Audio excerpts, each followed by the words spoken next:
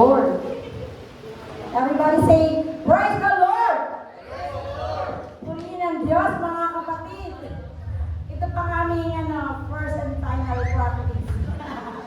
So, nasa stage. Yan. Balansin na po ba? Okay.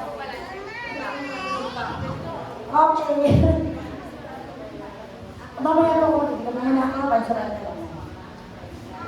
Okay na po mga kapatid, balansin na kami dito. Balance na. Ayan. Okay.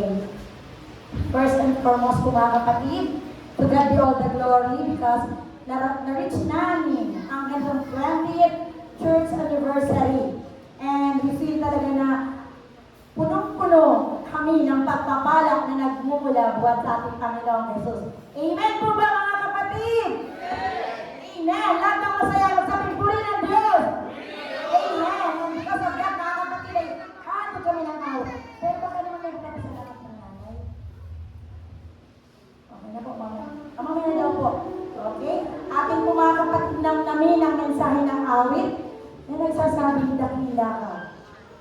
And totoo mga kapatid, na dakila ka ating Panginoon. At walang ibang dakila sa buhay natin na ating itatasod na ating Panginoong Jesus. Amen! Amen!